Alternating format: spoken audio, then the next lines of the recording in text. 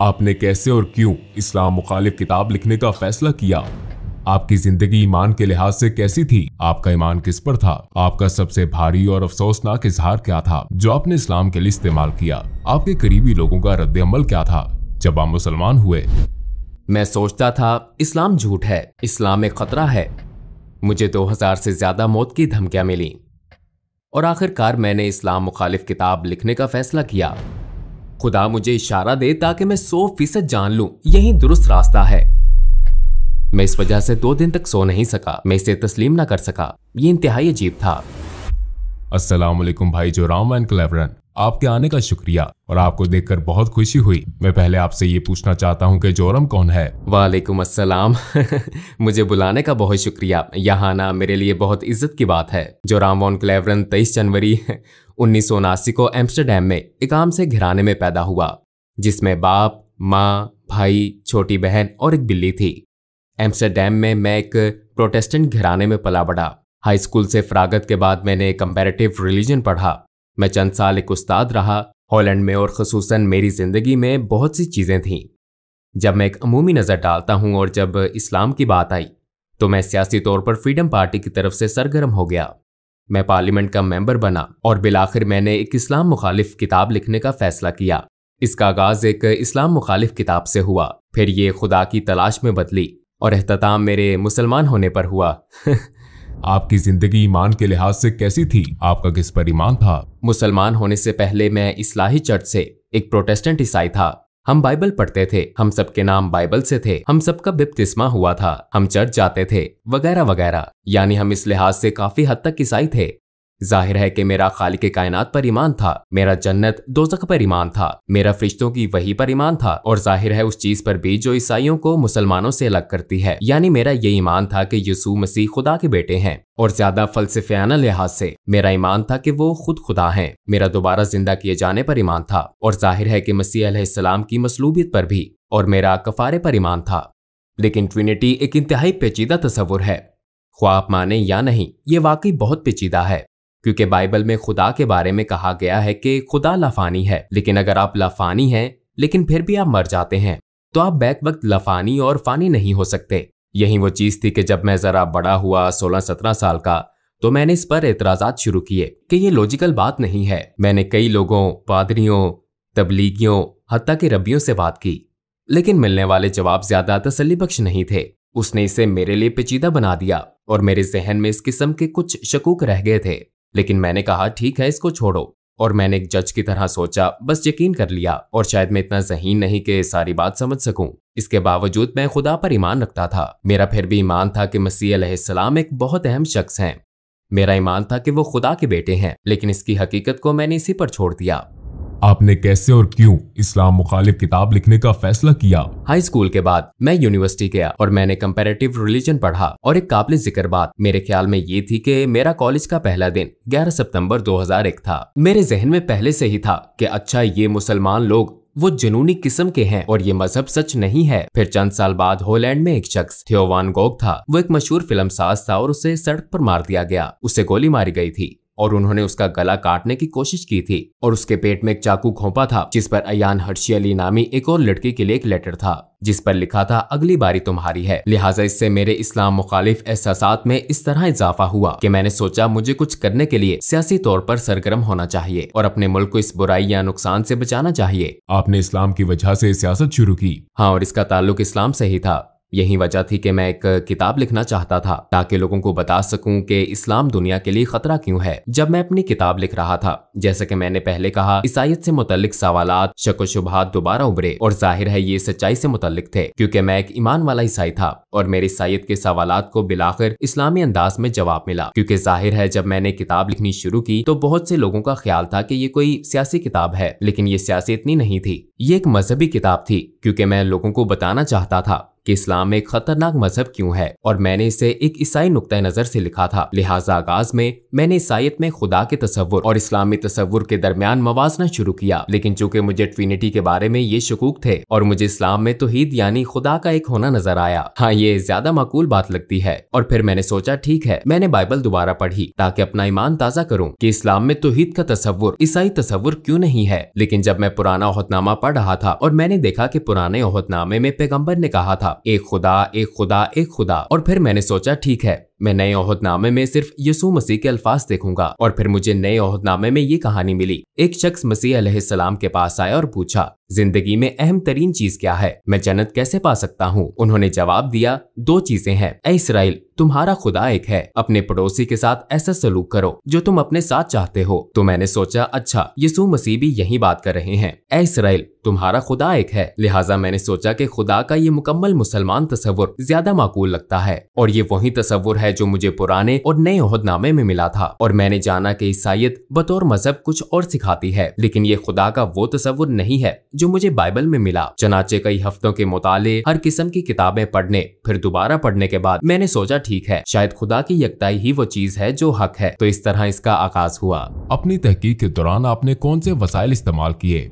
चूंकि मैं काफी हैरान परेशान था, लिहाजा मैंने उन मजहबी मामलात पर कई अथॉरिटीज को खत लिखे, और एक तहरीर मैंने शेख अब्दुल हकीम मुराद को लिखी थी जो कैम्ब्रिज यूनिवर्सिटी के प्रोफेसर हैं। ये जाहिर है एक लिहाज से बड़ी अजीब बात थी, क्योंकि मैं पहले एक सियासतदान था, फिर भी मैं इस्लाम मुखालिफ मकसद से इस्लाम के खिलाफ एक किताब लिख रहा था, और मैं दूसरे मुल्क के मुसलमान प्रोफेसर से पूछ रहा हूँ क्या आप मेरी मदद कर सकते हैं।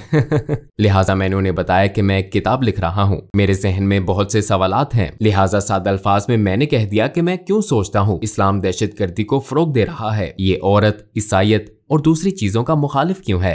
और शायद 6 हफ्तों बाद उन्होंने मुझे एक तफसीली ईमेल भेजी और बराह रास्त समझाना शुरू किया। मेरे बहुत से सवालों के जवाब दिए, लेकिन मुझे ये भी कहा गया कि आपको ये आर्टिकल पढ़ना होगा, ये किताब वो किताब पढ़नी होगी, उस शख्स से पूछना होगा। उनके समझाने का अंदाज बहुत तफसीली था, लेकिन बिलाखिर तमाम किताबें और मज़ामीन पढ़ लेने के बाद मैंने पुराने ओहदनामे के पैगंबरों और मोहम्मद सल्लल्लाहु अलैहि वसल्लम के दरमियान मवाजना किया। अब मेरे पास कोई एतराज ना था कि वो सब पैगंबर हैं और ये नहीं है, और मैंने सोचा अच्छा, अगर मैं इन्हीं बुनियादों पर हजरत मूसा को तस्लीम करूं लेकिन पैगंबर सल्लल्लाहु अलैहि वसल्लम को तस्लीम न करूं तो फिर ये कुछ और बात है। मैंने सोचा मैं इन्हें पैगंबर क्यों नहीं समझता। मैंने सोचा शायद इसलिए कि उनकी बहुत सी बीवियां थीं, लेकिन फिर जब आप हजरत सुलेमान को देखते हैं या आप हजरत दाऊद इब्राहिम अलैहिस्सलाम को देखते हैं, पुराने ओहदनामे में कई अफराद का जिक्र है जिनकी एक से ज्यादा बीवियां थीं। हत्ता कि जब आप गैर मजहबी किताबों में देखते हैं तो सकाफती तौर पर यूरोप, अफ्रीका, एशिया, हर जगह ऐसे मर्द हैं जो कई वजूहात की बिना पर कई बीवियां रखते हैं। तो मैंने सोचा कि अच्छा, ये भी कोई वजह नहीं हो सकती। तो एक एक करके ये तमाम वजूहात यकजा हुई। बिलाखिर मैंने सोचा कि मुझे कहना पड़ेगा ये सब पैगंबर नहीं है, मगर मेरा इस पर ईमान ना था, क्योंकि मेरे ख्याल में जो काम उन्होंने किए, जो बातें उन्होंने की, जो मुअज्जात दिखाए, वो अपनी बातों और कामों से साबित शुदा थे। लिहाजा फिर तो वो है। और फिर मैंने कहा फिर मुझे ये तस्लीम करना पड़ेगा कि मोहम्मद सल्लल्लाहु अलैहि वसल्लम भी पैगंबर हैं। लेकिन मुझे इसमें शुबा था। तो पहले मैंने सोचा कि तारीख मुझे बताती है कि वो सबसे बुरे शख्स हैं। फिर मैंने कहा कि शायद वो इतने बुरे ना हो, लेकिन वो पैगंबर भी ना हो। और बिलाखिर मुझे ये शुबा होने लगा कि वो पैगंबर ही हैं। हाँ, इसी बात ने मुझे एक बार फिर कई किताबें पढ़ने पर मजबूर किया। और एक बात जो मेरे ख्याल में अब्दुल हकीम मुराद के बारे में बहुत दानिशमंदाना थी, वो ये थी कि उन्होंने कहा तुम इस्लाम मुखालिफ दलाइल पर जो किताबें पढ़ते हो वो गैर मुस्लिमों ने लिखी हैं। अगर तुम ईसाईयत के बारे में मजीद जानना चाहते हो तो मुल्हिदों की किताबें ना पढ़ो, बल्कि ईसाइयों की लिखी किताबें पढ़ना शुरू करो। वो इस पर क्यों ईमान रखते हैं, उनके दलाइल क्या हैं। लिहाजा इस्लाम के हवाले से भी तुम्हें यही करना चाहिए। इस्लामी असातिज़ा, इस्लामी उलमा वगैरह की लिखी हुई किताबें पढ़ना शुरू करो, और फिर एक ही मौजू पर मुसलमान और गैर मुस्लिम मुसन्निफीन की किताबों का मुवाजना करके तुम देख सकते हो कि कहाँ उन्होंने गलत मोड़ लिया, कहाँ अल्फाज का गलत अंदाज में तर्जुमा किया। बास मर्तबा गैर दानिस्ता तौर पर वो नहीं जानते कि कहाँ चीजें शामिल हुई, कहाँ खारिज हुई। लिहाजा बिलाखिर आपको एक नया मजहब तश्कील पाता हुआ नजर आता है, सिर्फ इन्हीं तमाम बातों की वजह से। और मैंने यही किया। मैंने पैगंबर सल्लल्लाहु अलैहि वसल्लम की जिंदगी पर भी यही किया। मैंने मार्टिन लिंक्स की किताब पढ़ी, the life of the profit, जो मोहम्मद सल्लल्लाहु अलैहि वसल्लम के इब्तदाई माखज़ पर मबनी थी। और जाहिर है ये एक नो मुस्लिम ने लिखी थी, और उसके दलाइल देने का अंदाज, उसके बताने का, लिखने का अंदाज मुझे बहुत पसंद आया, क्योंकि ये सकाफती मुमासलत थी। मसलन मैं किसी मखसूस मौजू वगैरह पर कैसे जाऊं, और पहली मर्तबा मैंने उन्हें देखा एक जंगजू के रूप में नहीं, क्योंकि मेरे जहन में उनकी यही तस्वीर थी, बल्कि मैंने उन्हें एक बाप के रूप में देखा, और उन्हें एक दोस्त,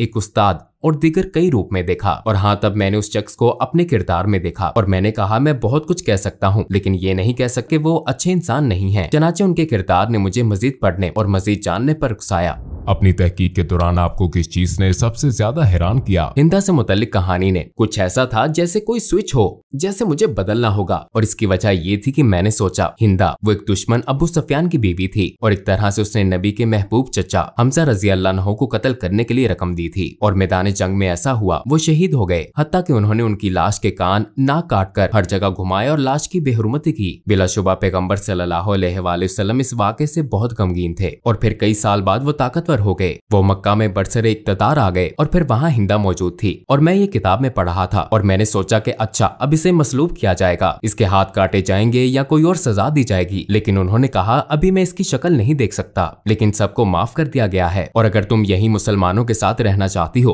तो ऐसा मुमकिन है और अगर नहीं तो जा सकती हो, लेकिन अब खून रेजी खत्म हो चुकी है। और मैंने सोचा कि उसे माफ कर दिया गया। अगर आप अपने रिश्तेदार के कातिल को माफ कर सकते हैं, खसूसन अपने महबूब चचा के कातिल को जिसने लोगों के सामने उनके जिस्मानी अज़ा की नुमाइश की हो आपकी और आपके नजरिए की तहकीर के लिए, तो इसका मतलब है कि आपका किरदार बहुत अजीम है। ये बहुत बड़ी खूबी है, ऐसी खूबी जो बहुत नायाब है और उन्होंने यही किया। तो मैंने सोचा हाँ वाकई वो बहुत खास इंसान थे। और ये जानने के बाद मैंने सोचा मेरे पास उनके पैगंबर होने के दलाइल हैं। उनका किरदार और दीगर लोगों के साथ उनका सलूक मेरे सामने है। मैंने देखा कि उन्होंने अपने दुश्मनों के साथ कैसा सलूक किया। मेरे ख्याल में वो पैगंबर हैं। लेकिन फिर मैंने सोचा ओ ये तो बहुत खौफनाक बात है, क्योंकि मैं पहले से ही खुदा की वहदानियत को मानता हूँ और अब मैं मान रहा हूँ कि वो नबी हैं। अगर मैं आपको कहूँ कि खुदा एक ही है और मोहम्मद सल्लल्लाहु अलैहि वसल्लम उसके नबी हैं, ये तो तकरीबन शहादत हो गई। फिर मैंने सोचा चलो किताबें बंद करता हूँ, इसे रोकता हूँ, ये सब गलत सिमत में जा रहा है। और यकीनन मैंने जो पढ़ा या देखा और जो कुछ तजर्बा किया उसके बायस मैं अब पहले जैसा इस्लाम मुखालिफ नहीं रहा था। मैं आपको बताऊं कि ये सब एक तसव्वुराती कहानी की तरह लगता है, लेकिन आखिर में वाकई ऐसा हुआ। मेज पर ये सारी किताबें पड़ी थी और जब मुझे एहसास हुआ कि हाँ ये एक तरह से शहादत है, तो मैंने कहा अच्छा मैं सारी किताबें रख देता हूँ। और मैंने किताबें ऊंची शेल्फ पर रख दी, लेकिन किताबें इतनी ज्यादा थी कि बहुत सी शेल्फ से नीचे गिर गईं और शेल्फ से गिरने वाली किताबों में कुरान भी था। और जब मैंने इसे उठाया तो मेरा हाथ सूरा 22 आयत 46 पर था, जहाँ लिखा था आंखें अंधी नहीं होती बल्कि दिल अंधे हो जाते हैं। और मैंने सोचा मेरा वाकई यही मसला है, क्योंकि आंखें अंधी नहीं थी। मैं अपने हाथ से लिखा वाकई देख सकता था। किसी ने मुझे ये किताब लिखने पर मजबूर नहीं किया था। किसी ने नहीं कहा था कि तुम्हें ये लिखना है या वो लिखना है। मैंने खुद ही लिखना शुरू किया था और मैं इसे अपनी आंखों से देख सकता था। लेकिन मैं अब भी ये हकीकत तस्लीम ना कर सका जो मैंने कहा था कि वो पैगंबर हैं, खुदा एक है। मैं तस्लीम नहीं कर सका। तो मेरी आंखें नहीं बल्कि मेरा दिल अंधा था। मैं ये हकीकत तस्लीम ना कर सका, शायद अपने नफ्स या अना की वजह से इसे कबूल ना कर सका। और मैंने कहा ऐ खुदा, मुझे परवाह नहीं कि ये बाइबल का खुदा है या कुरान का, मुझे इशारा दे ताकि 100% दुरुस्त रास्ता जान लूं। फिर मैं सोने चला गया, लेकिन जब जागा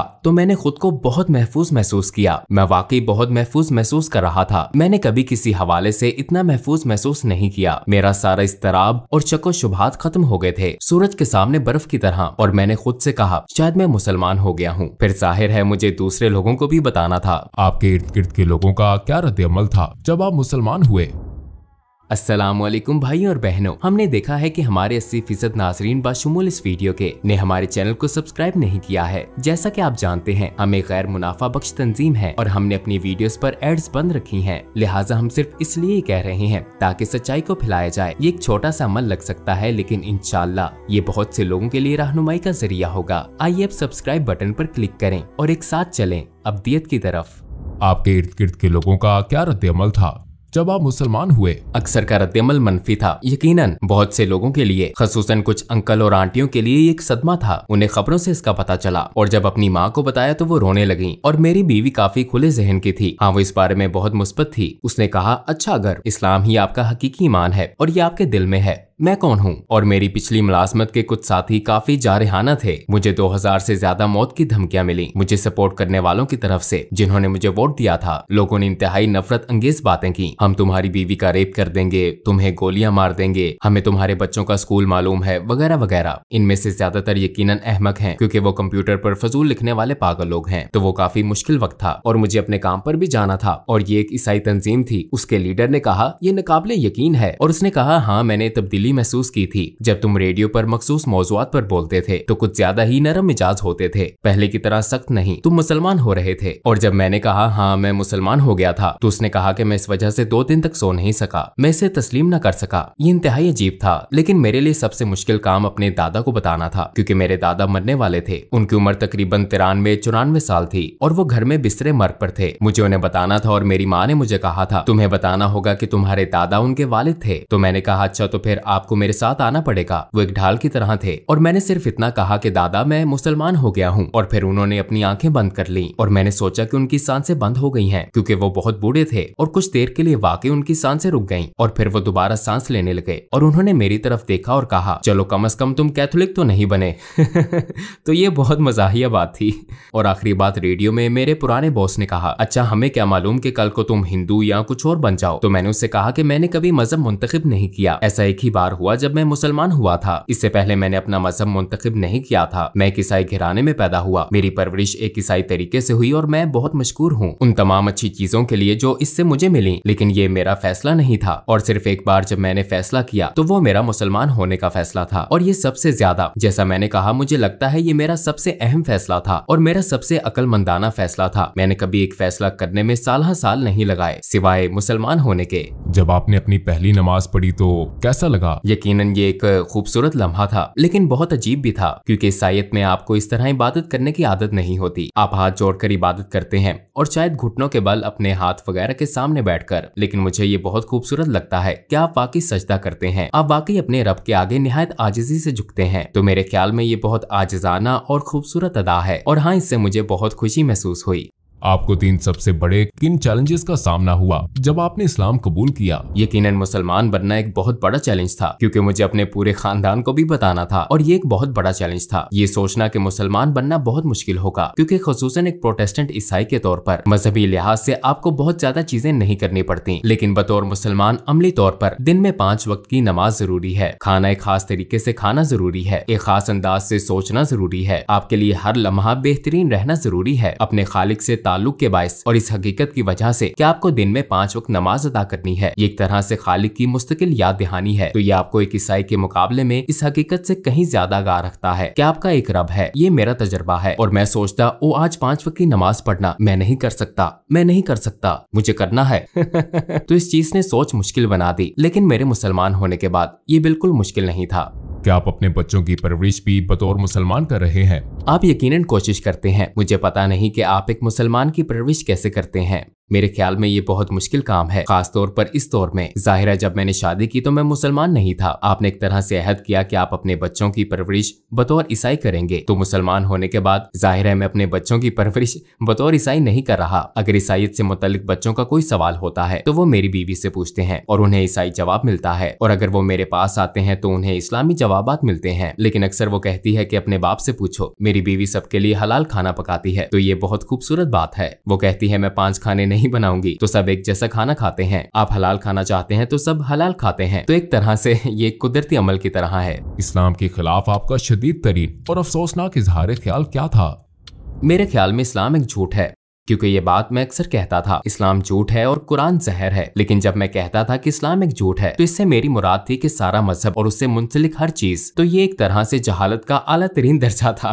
हाँ मुझे इस चीज का अफसोस है क्योंकि ये एक छतरी की तरह था और बाकी सब कुछ इस्लाम एक झूठ है कि तसव्वुर के तहत आता था, क्योंकि यही बुनियादी सोच थी। और यकीनन मैं खुद को इल्जाम देता हूँ और जानता हूँ कि ऐसा करने वाले बहुत से लोग अमली मुसलमान नहीं है। और एक तरह से मैं इस चीज को समझता हूँ क्योंकि हर चीज जो सियासी, समाजी और सकाफती लिहाज से कही और की जाती है उसे भी शुमार किया जाता है। मैं कभी कभी अपनी पुरानी पार्टी के लोगों के दलाइल भी सुनता हूँ जिन्हें मैंने नाराज किया। हाँ ये चीज मुझे परेशान करती है और यही वजह है कि हमने IXC इस्लामिक एक्सपीरियंस सेंटर नामे एक तंजीम कायम की और हम स्कूलों, प्राइमरी और हाई स्कूलों, कॉलेजों, यूनिवर्सिटियों, यहाँ तक कि हुकूमत के 2 महकमों, दीगर समाजी तंजीमों और गिरजा घरों में जाते हैं इस्लाम के बारे में गलत फहमियां दूर करने, पैगाम फैलाने और इस्लाम को उसके हकीकी रंग में दिखाने के लिए। और हम ये ऐनक के साथ वर्चुअल रियलिटी के जरिए करते हैं। तो ये एक बहुत पुरलुत्फ तजर्बा भी होता है और इस तरह हम इन चीजों को मिटाने की कोशिश करते हैं जो मैंने माजी में कही और की हैं। लोगों को इस्लाम के बारे में कैसे तहकीक करनी चाहिए? क्या आप सिर्फ गूगल सर्च का मशवरा देते हैं? नहीं, मैं यकीनन गूगल का मशवरा नहीं दूंगा। मैं कभी इसका मशवरा नहीं दूंगा। मैं कहूंगा कि कंप्यूटर बंद कर दो। नहीं, मेरे ख्याल में ये बहुत जरूरी है कि लोग किताबें पढ़ें, असली सफात वाली किताबें। मैं मशवरा दूंगा मार्टिन लिंक्स की किताब Muhammad his life based on the earliest sources पढ़ें। जिस किताब की मैंने पहले बात की थी, ये एक सब्ज किताब है और मैं समझता हूँ कि लोगों के लिए ये बहुत जरूरी है कि कुरान का खुद से गहरा मुतालिया ना करें, क्योंकि ये एक बहुत ही पेचीदा किताब है। और अगर आपके पास ऐसा कोई नहीं जो आपको सिखा सके, खास तौर पर ज्यादातर लोग जो इस्लाम के बारे में कुछ नहीं जानते, रवानी से अरबी या क्लासिकी अरबी बोलने वाले नहीं होते, तो आप कुरान की तफसीर या तर्जुमा पढ़ते हैं और जाहिर है ज्यादातर ये मुसद्दिका नहीं होता। इसलिए मैं लोगों को सिर्फ सीरत का मुतालिया करने का मशवरा दूंगा। नबी के किरदार और जिंदगी का मुतालिया करें, क्योंकि रवायत भी हमें यही सिखाती है। उनकी जिंदगी कुरान थी, वो एक तरह से जिंदा कुरान थे। उनकी सुन्नत का मुतालिया करें और मेरे ख्याल में ये इस्लाम को दरियाफ्त करने का बेहतरीन तरीका है।